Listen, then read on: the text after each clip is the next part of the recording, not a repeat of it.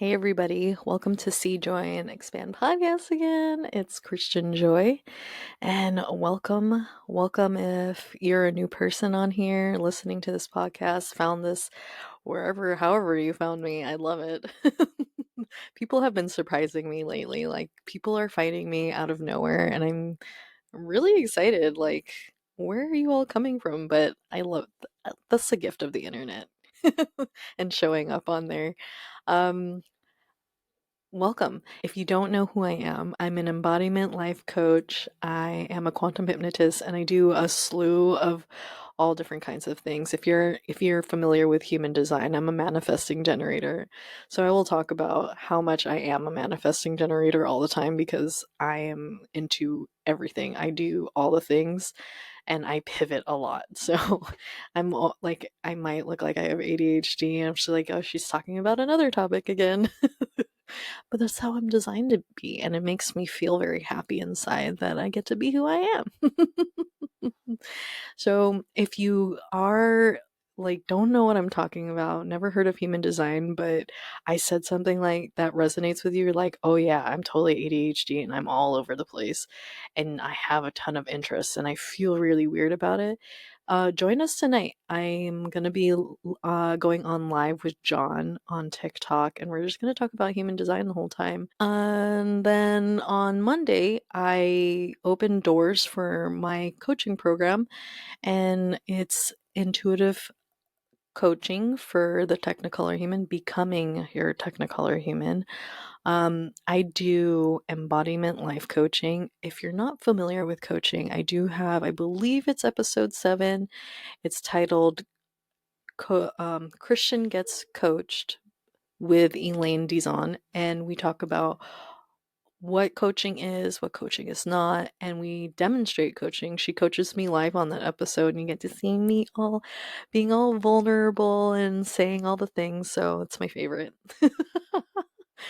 So you get to see that. So she's a traditional life coach. She's been a life coach for like over 15 years. She's fabulous. I love her.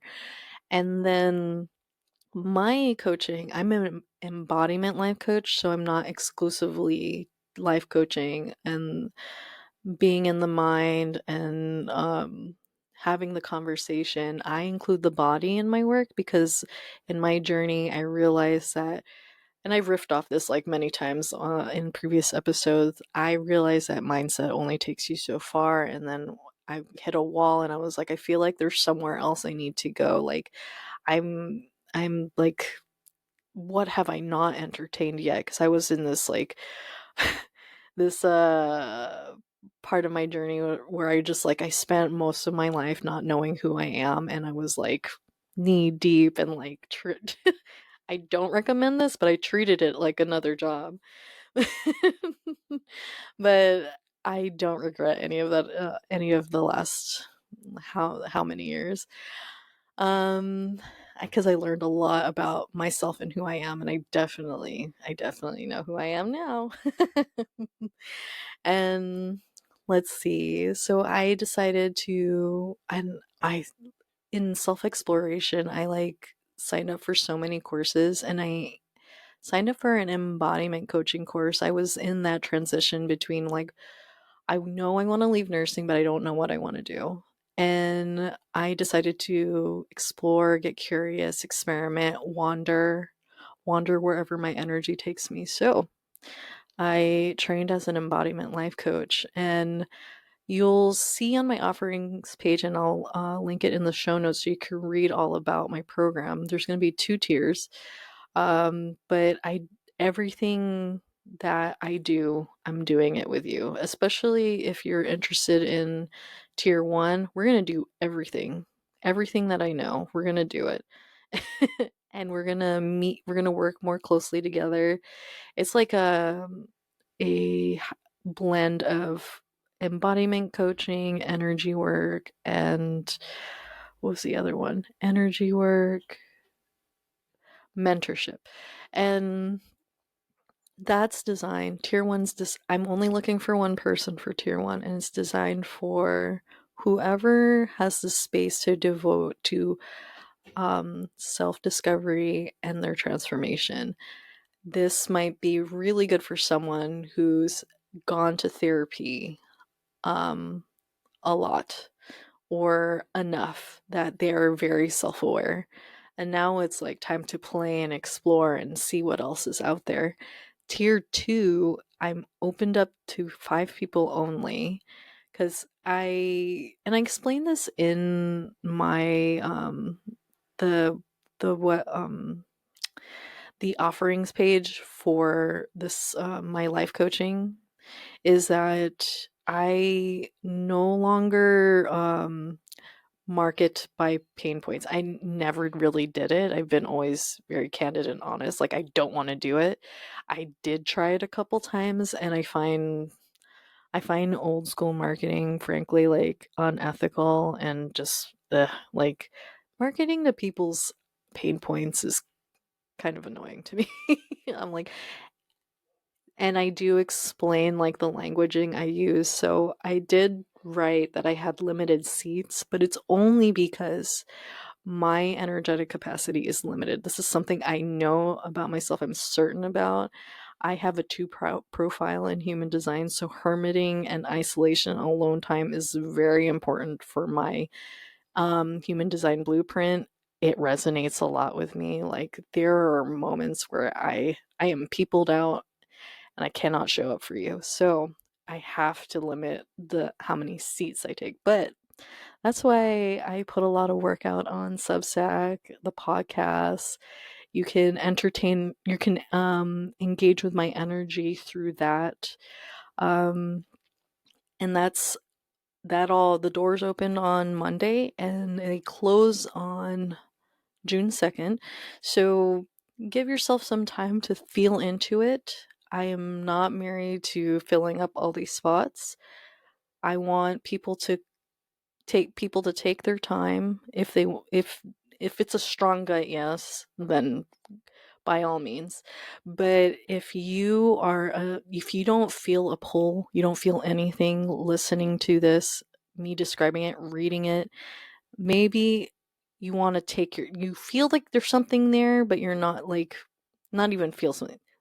You don't feel anything at all. Maybe it's a no, and then it'll be a maybe later. So take the next few weeks to feel it out. If you are a no, honor that. I believe that everybody can become their Technicolor human in a million of different ways, because if I don't believe, then this is how I see it. If I don't believe if I believe that you can only become your Technicolor human through my work, then I'm not believing in university's capacity of limitless possibility, and that's what I resonate with. So I trust that universe will find solutions. Maybe will bring solutions to you, bring the right people to you. And maybe all you needed to know or understand the concept of becoming your Technicolor human and reading that offering page. Maybe there was like a little sign or synchronicity in there that will lead you to your next step, not towards my coaching, but somewhere else. And that's how my spiritual journey has panned out, and I want to honor that in other people. It's a lot of fun moving around, pivoting, going where your interest lies, X, Y, and Z. So really, really come to an answer within yourself. It's a 4-month program for all tiers. And then one more thing too. I have for founders subscribers on Substack, they get a 10% off on all services. I don't widely market that, but it felt important to say. So it's for the duration of the subscription, and you get access to free distance Reiki and the quantum hypnosis collection. And I love that. I love how it's all coming together. My growing library of quantum hypnosis recordings that I have had with past clients. And the last couple ones are really fun. I love the one that's coming out on Friday. It's one of my favorite.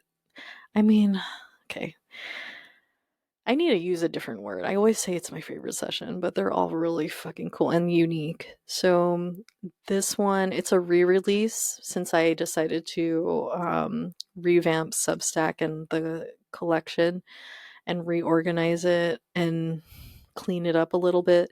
It's the Quantum Hypnosis with Stormy Sage, and it is really fantastic. I was re-listening to it. I love when I like re-listen to quantum hypnosis sessions, and I was like, wow, this hits differently. I love this. Have you ever watched like a TV show that you love like over and over again and just kind of like lands a different way, or read a book again and it just like hits in a different way and you're like, gosh, that is so good. So yeah, I had that experience because I decided to re-edit it before re-releasing it so that like the timing and the flow of it, because I think I made it too fast the first time I released it, but now it flows really nicely. It feels nice to listen to, nice to the ears. Not that the old one was bad, but it could have been improved upon. Anywho, so that's coming on Friday. Now to the episode, what I wanted to talk today, because this is my third time re-recording this intro and I keep rambling on like I didn't have a topic to talk about. So what Spirit wanted me to share today is youth is an energy. Youth is an energy. So what do I mean by that? And I'm just gonna tell a little story first. Back in my 20s, I. Well, let me start here. Why am I even bringing it up? I know as we age, or commonly believed notion that youth is only for young people. And for me, youth is not a number. It's not exclusive to one group of people based on age. Um, and a lot of people are scared of getting old and losing their youth. Quote, I threw some air quotes up. And now to the story. Back in my 20s, and I'm going to say this too. I'm excited to get old. And back in my 20s, I remember in my first job, I was working at in a hospital in Vegas. Before I became a nurse, I was a secretary or even a volunteer in the hospital. I've always worked in the hospital before going into coaching work. And if you've ever been in the hospital, if you've okay, let's say this. If you've never met a Filipino, go to a hospital, you'll find them all there. Everybody on my unit that my mom worked, it was even the unit my mom worked into, and everybody there's Filipino, like most of everybody. Like we were the majority of the demographic there. And everybody's auntie and uncle when they're like a certain age, like a certain number of years older than you. Everybody's auntie and uncle to you, regardless of being related to you by blood or not. And that's my culture.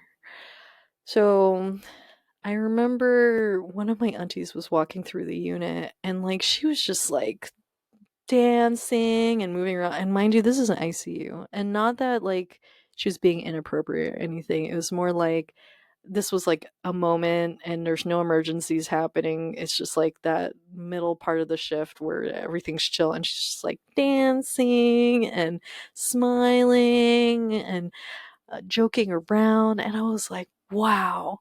And I was in my 20s, like my early 20s. And I watched her, observed her, and I was like, I want to be like that when I get older. She must have been like in her 60s or something at that time. And when I saw that, I was so inspired that that's how I'm going to be when I grow up. And I kind of carried that with me, like that youth energy. Like I tend to be that way. It's always kind of been a part of my nature, but it was so nice to see it in my lived experience, knowing somebody that represents what youthful energy looks like in an older person. And and ever since then, and if you like, if you ever get to listen into my conversations with my cousin, I don't know if that will ever happen, but between her and I, when we were in our 20s, we were always like, I can't wait to get old. And there's something about being older that people in their 20s or younger don't like. Youth is great and everything, but there was something about being the older person where they just didn't give any F's anymore, and they just unabashedly lived their lives and were themselves, dressed the way they wanted to, talk the way they wanted to do the things that they wanted to. And I remember in my 20s, it was like, oh my God, like, what are they going to think of me? Oh my God, what are they going to think of me? Oh no, I did something weird again. Like, I remember having those fears and thoughts behind my head, but it would become an outward expression or undercurrent under my skin, and I would feel like a retraction or scared or really anxious. So now that I'm 40, I'm like, and it's been coming up a lot lately. I was like, oh my God, 40. I'm like getting close to perimenopause. Well, I mean, it could be coming up soon. Because I know somebody who's like 3 years older than me that perimenopause already started for her. So, anyways, so it's been coming up, like the concept, the idea of aging. I'm like, I feel like I'm not old. I feel like I'm not old because of the way I carry myself, but also realizing the reality that I have been on this earth. I'm going on my 40th year. So that all that to say is that youth is just an energy. And what does that mean? Let's go back to emotions. This is how I'm going to explain it. If you can feel love, gratitude, um, playfulness, fear, anxiety, and what else? Shame, guilt. You feel that inside, right? That's an experience that you feel within your body. So, conventionally, most of us are programmed to believe that that is something that's happening in our external world. That thing's happening. Oh my God, I feel this. That thing is my fear. But what if I told you, like, how could that be your fear when the fear is within you? What the fear is something that's felt inside you. That thing, if somebody else looked at whatever this thing is, say if it's I don't know, what are people scared of that other people are lizards or snakes. Okay. Some people are not afraid of snakes. That's me. Some people are definitely afraid of snakes. Somebody could look at the same object and be like, oh, that's really cool. I love snakes. Or it's just a snake, whatever. And another person can see the same thing and be like screaming and running down the hallway. So, how could that be your fear when the fear is felt within you? Get what I'm saying? And that's only one example. So, that's the same for love. Like the object of your affection, is that really is that love? Or is that the love that you feel within yourself? So the point I'm making is all of these feelings are within you.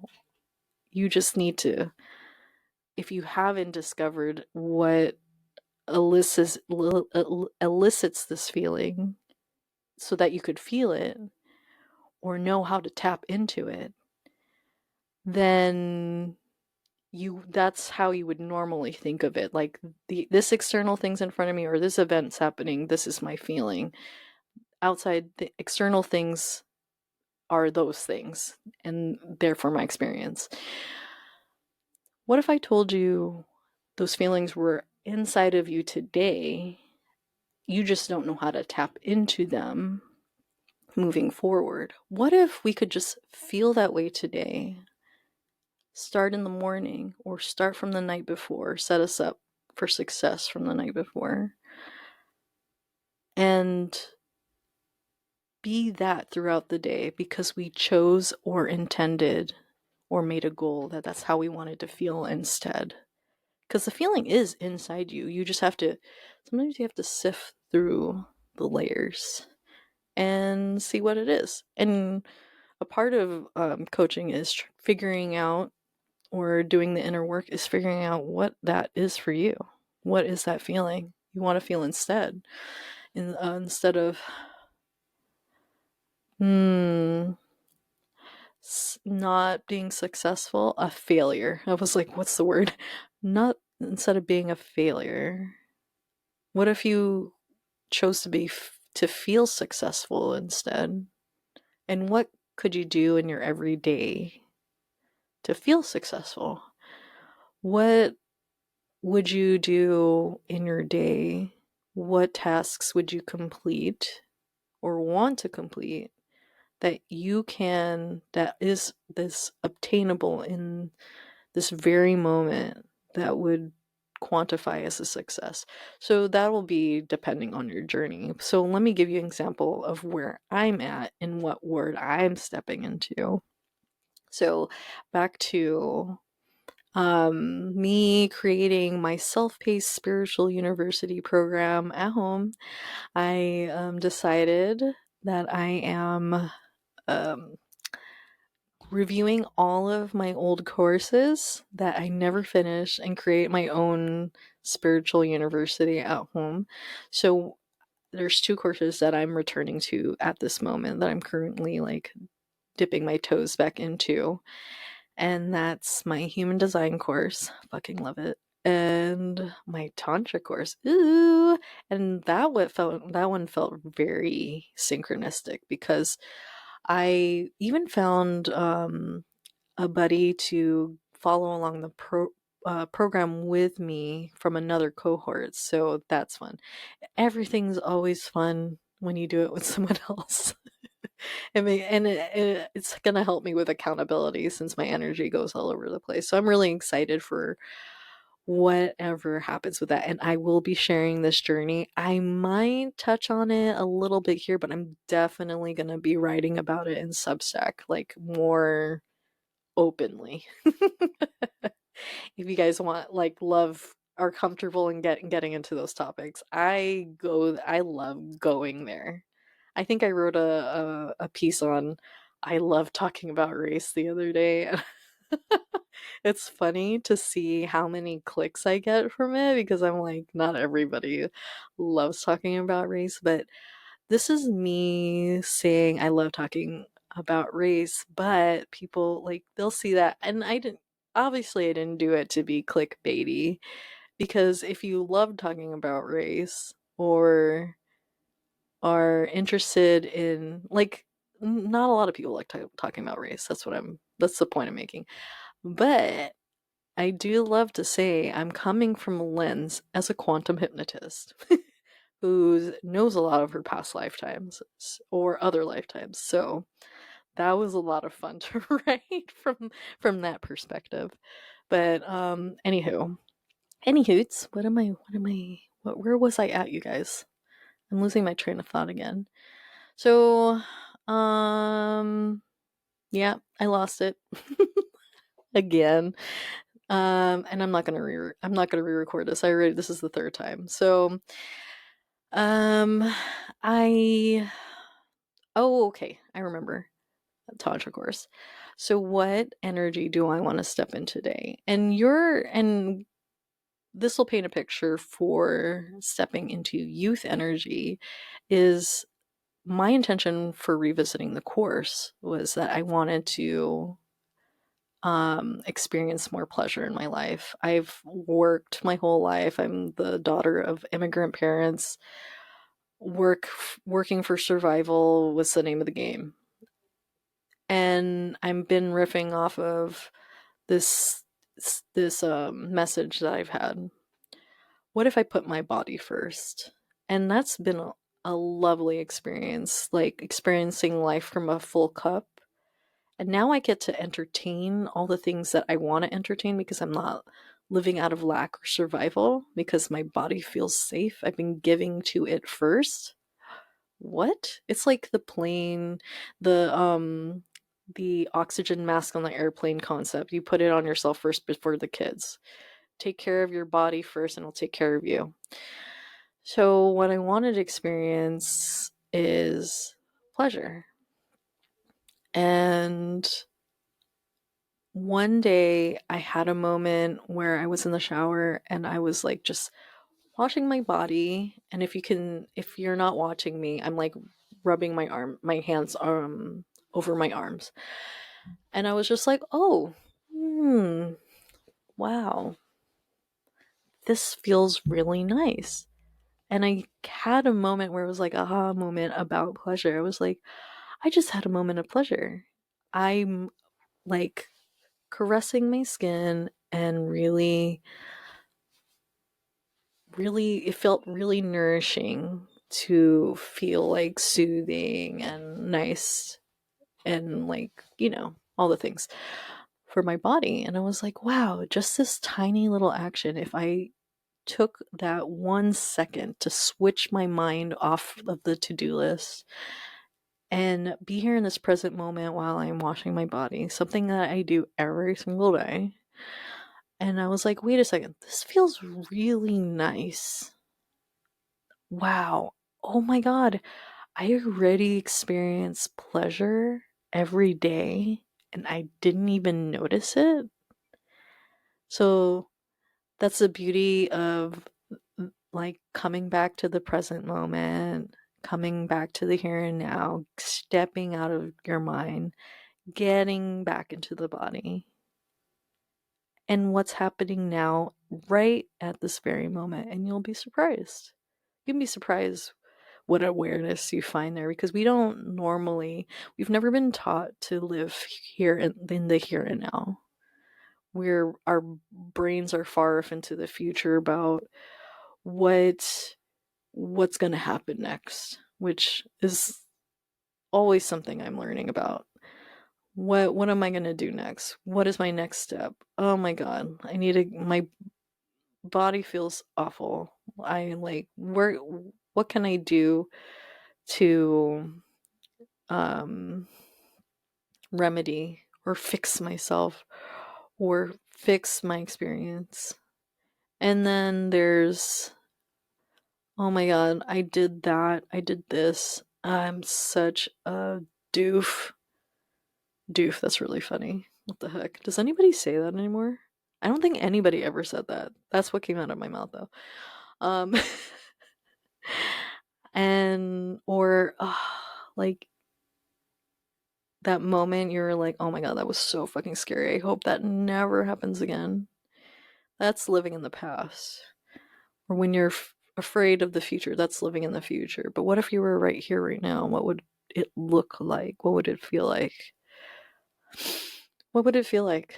What do you want instead? What do you want to feel instead of the fears of the future and the pain of the past? For me, my words, and your words will most likely be different because we're all unique, multi-dimensional human beings, is that my words and your words will be different. But my words, and listen to the words I say because you might hear a word and it will resonate. And when you feel that resonance, you'll realize that you're being present. And there, look, you are being present. Oh my God, you know how to be present? Okay, so here are my words. Listen. Joy, fun, levity, and pleasure. Those are the words I'm stepping into. Joy, fun, levity, and pleasure. You might have one of those words, a combination of them, or none of them at all. You might have different words. So that's why I love life coaching. Oh, look at me, like shamelessly plugging my own stuff, but this is my podcast, so. um, yeah. Ugh. And words are so funny. I wrote a piece on Tuesday. It's called My Parents Didn't Teach Me Anything Either. I freaking love the titles of these things I make, these things I write. They're so freaking hilarious to me. I don't know how anybody else receives them, but they're. I like, and if you don't know by now, I easily entertain myself. I'm ridiculous, but it's a both and piece, and you'll notice how different words feel differently to different people, and that is a both and experience. Like this person's having this reality versus this person having that reality. You'll see a lot of that duality now in the collective, right? It's like happening in real time right now, online and in our faces. But what if we put and and between these two seemingly opposing truths or realities? How would that land? How would that feel like? I love this. This is a part of some of the work I do. I do neuro-linguistic programming, aka NLP. More stuff that I learned. Like, and I do a couple prompts in there, in that piece. And what if you have two opposing parts? One that feels like this and one feels like that. You don't know which to believe, which one is true within you. For me, that would look like, what would that look like? Oh, here's a good one because I go through this one a lot. The collective out there or the world feels very scary and bonkers and topsy-turvy and painful. A lot of crazy things happening. But my inner world feels like an oasis. But I feel guilty for feeling like an oasis inside. Now, what if we switched the buts to ands? How would that land? The world is crazy, painful, and topsy-turvy, and I feel like an oasis inside my body, and I feel guilty about that. All of that is true. All of these are internal, or it's actually a combination of external conflicts and internal conflicts. And I remember writing it and I was just like, wow, this is like hitting so differently. I love the word and. It's so inclusive and so simple. So if you ever notice anything within yourself, if you're a very reflective person and you're like, oh, I feel this way, but that, is it this one or that? Try and. Or you can do it with external experiences. Like, he got really mad at me for this thing I did, but I didn't mean it. He got really mad at me for this thing I did, and I didn't mean it. Oh, oh. So try it out, you guys, for whatever, however this shows up in your life. It could be an internal conflict, an external conflict, like interrelational conflict. It could be a collective inner conflict. It's it's dude, it's like energy work happening in real time. You're literally like, if you feel a sensation when you say that, you're doing energy work.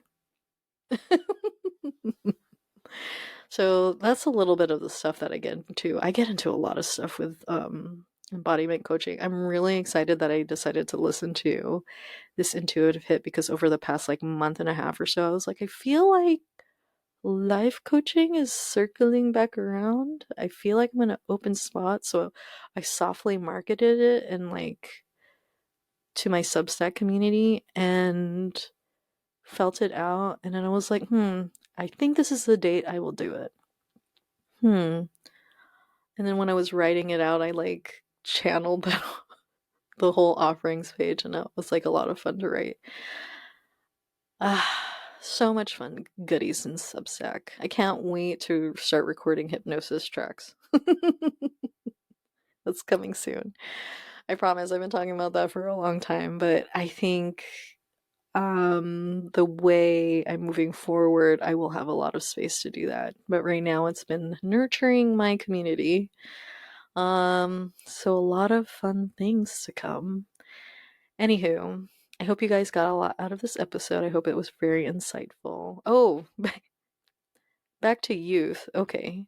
So let's tie it all in together before my Manigen brain ends this podcast. The episode before getting to the point.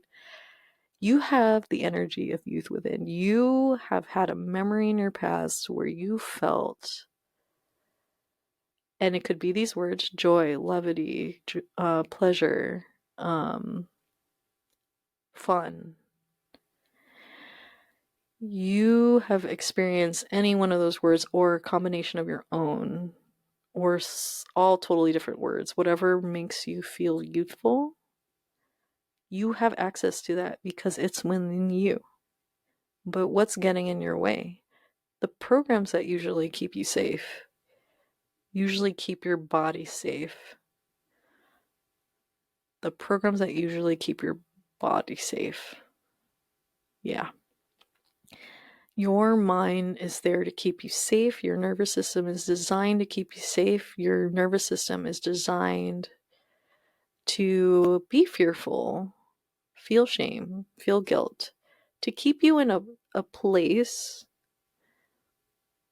where you know it's safe, where you know you won't move forward or move the needle, but as we move forward in time, our current program won't serve us, especially the direction we're going into as a collective in 2027.